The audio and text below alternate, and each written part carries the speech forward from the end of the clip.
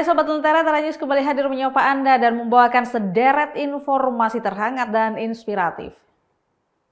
Kita mulai dari Sidoarjo, Jawa Timur, dilecehkan dan dipelesetkan menjadi partai koruptor bersatu di salah satu grup WhatsApp. Partai Kebangkitan Bangsa Kabupaten Sidoarjo bereaksi keras dengan akan melaporkan pihak yang mengirimkan pelesetan tersebut ke pihak kepolisian.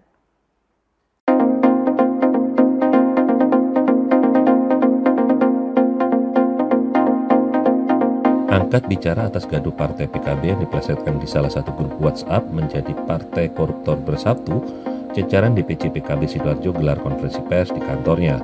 Ketua DPC PKB Sidoarjo Abdillah Nasih yang didampingi Damroni Kudolori sebagai wakil ketua dan juga sekretaris DPC PKB Sihabudin serta jajaran lembaga advokasi hukum DPC PKB mengambil langkah tegas akan segera melaporkan pihak yang diduga berinisial CR ke kepolisian karena diduga melakukan pelecehan terbuka berupa hate speech di ruang WhatsApp grup tersebut.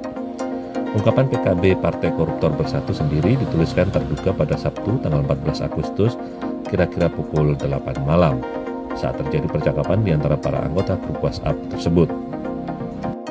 DPC PKB Sidoarjo merasa tersinggung dan merasa tidak dihargai sebagai lembaga yang dilindungi oleh undang-undang. Karena ini menyangkut institusi dan marwah partai PKB, siapapun yang melecehkan marwah PKB harus bertanggung jawab. DPC PKB Sidoarjo memberikan ultimatum terhadap CR untuk melakukan permintaan maaf secara terbuka, serta klarifikasi langsung ke DPC PKB Sidoarjo 1x24 jam setelah konferensi pers ini berlangsung. Jika tidak ada itikat baik dari terduga, maka pihak DPC PKB akan melakukan somasi terlebih dahulu untuk kemudian laporan ke pihak berwajib bila tak ada tindak lanjut. Berangkat dari adanya WA di grup yang saya yakin teman-teman juga bagian dari grup itu juga tahu langsung bagaimana reaksi saya. Kemudian yang namanya Chandra ini pun juga menyatakan minta maaf saat itu. Dan saya jawab, oke, secara pribadi saya memaafkan. Tapi ini adalah persoalan institusi, ini adalah harga diri marwah partai yang saya harus pertahankan betul. Ya, berani menyatakan semacam ini juga harus berani bertanggung jawab. Karena kita juga punya hak hukum. Untuk kemudian ketika institusi kami dilecehkan, kemudian harga diri partai kita diinjak-injak, otomatis kami selaku pengurus dan kader partai tidak bisa menerima itu. Maka yang mengucap, yang menulis harus berani bertanggung jawab. Nah, di sini kami memiliki Lakumham akan melakukan langkah-langkah yang terukur. Nanti akan dijelaskan apa-apa, apakah nanti somasi atau langsung kemudian kita akan melaporkan ini ke pihak kepolisian. Itu nanti bagian Lakumham yang akan menindaklanjuti. Alan Sore melaporkan untuk Lentera TV.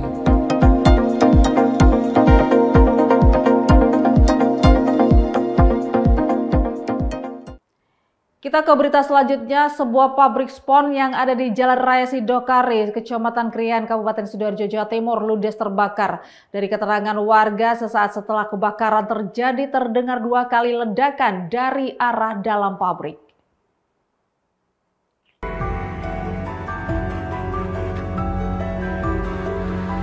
Beginilah detik-detik rekaman video amatir yang direkam oleh warga awal kebakaran berlangsung. Terlihat asap hitam yang membumbung tinggi keluar dari arah dalam pabrik. Diketahui bahwa menurut kesaksian warga sekitar, kebakaran yang melanda pabrik spon yang ada di Jalan Raya Sidorejo, Kecamatan Krian, Kabupaten Sidoarjo tersebut terjadi pada pagi hari. Warga sekitar mengaku sempat mendengar 2 kali ledakan sesaat setelah kebakaran terjadi. Dalam insiden kali ini, sedikitnya 20 pemadam kebakaran dari Kabupaten Sidoarjo, Kabupaten Mojokerto, Kota Mojokerto, dan Kota Surabaya diturunkan untuk memadamkan api. Butuh waktu lebih dari 5 jam bagi petugas damkar untuk dapat memadamkan api di lokasi kejadian. Beruntungnya tak ada korban jiwa dalam kejadian ini, namun kerugian ditaksir hingga ratusan juta rupiah.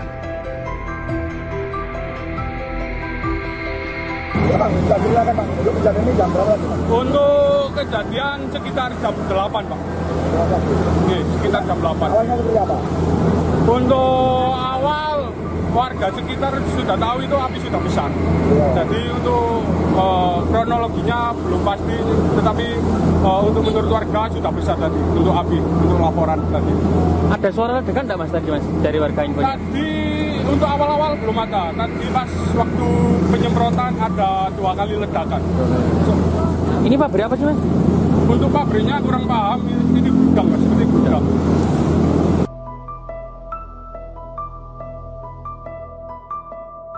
Alan Sore melaporkan untuk Lentera TV.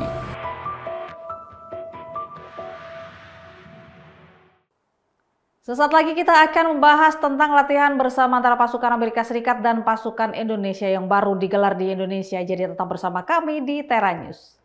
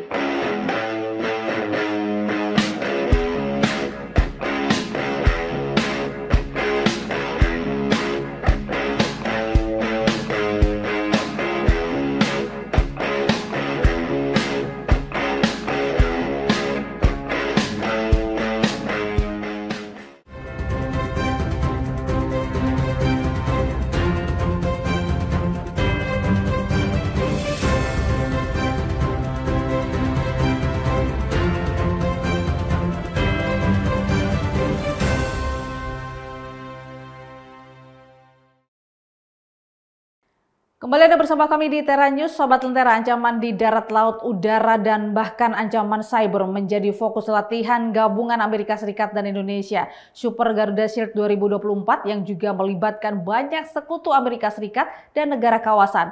Mengapa latihan ini terus dilakukan dan apa manfaatnya bagi kedua negara? Berikut liputan selengkapnya oleh tim VOA. Sedikitnya 5.500 tentara dari 10 negara termasuk Amerika Serikat mengikuti latihan gabungan militer Super Garuda Shield yang diselenggarakan TNI Republik Indonesia.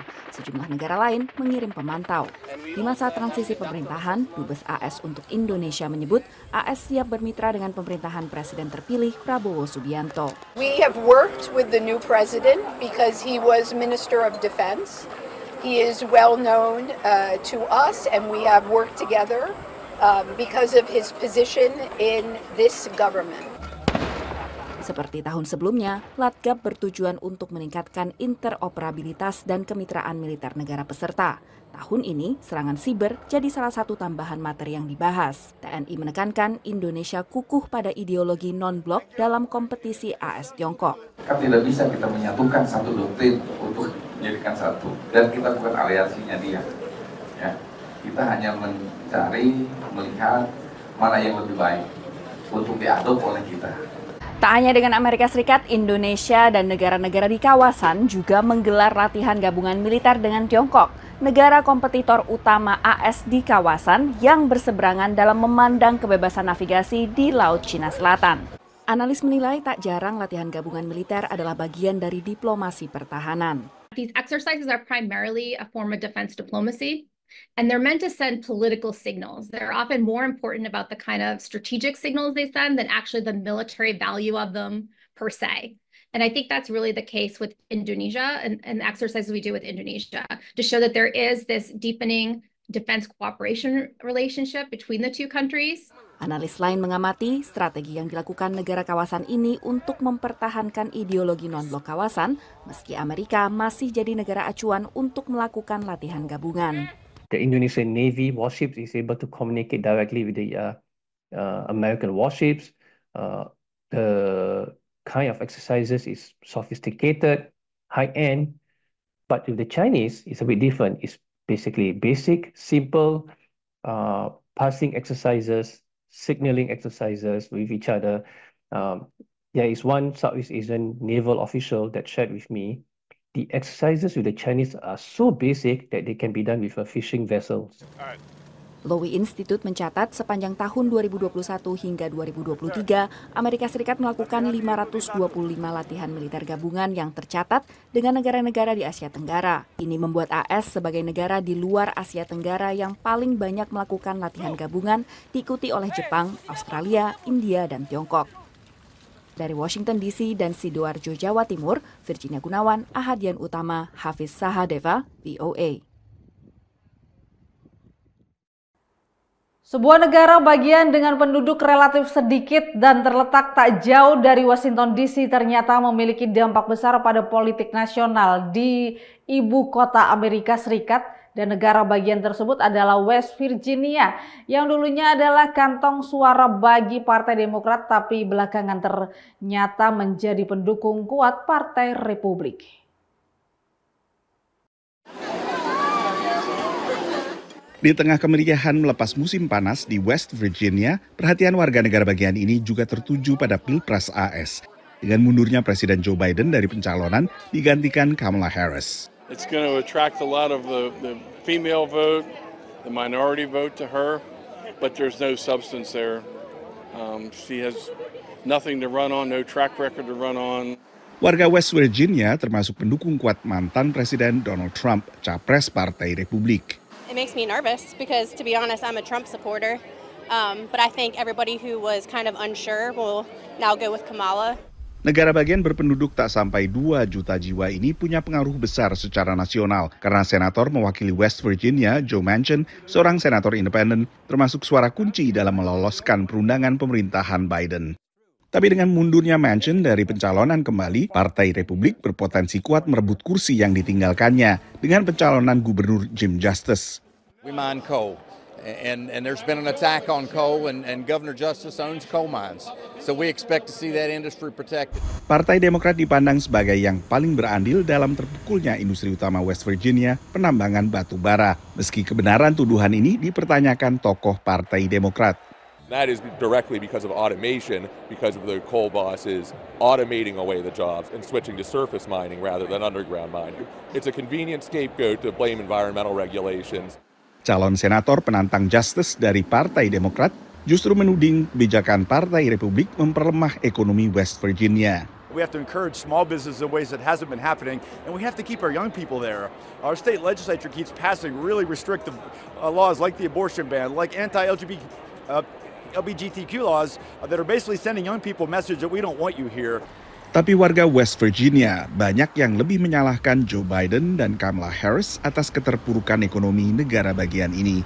Why would you want to pay $1 more for gasoline? Why would you want to pay 25% more for groceries? Why would you want to have a mortgage interest rate that's doubled during the Biden administration? And she has to own that. Survei baru-baru ini oleh Surat Kabar di West Virginia menunjukkan Donald Trump unggul sekitar 27 poin dibandingkan Kamala Harris di negara bagian ini. Dukungan bagi Trump di West Virginia saat ini tak banyak berbeda dibandingkan dukungan baginya pada Pilpres sebelumnya. Pada Pilpres 2016, ia memenangkan telak negara bagian ini dengan margin kemenangan terbesar dibandingkan negara bagian lainnya. Dan pada Pilpres 2020, ia memenangkan West Virginia dengan margin kemenangan terbesar kedua setelah Wyoming. Dari Washington DC, saya Nova Purwadi dan tim VOA. Informasi tadi mengakhiri Tera News saat ini. Anda dapat saksikan kembali tayangan saat ini di YouTube channel kami Lentera TV Media dan website kami lentera.tv. Saya Catherine Ellison pamit undur diri. Terima kasih dan sampai jumpa.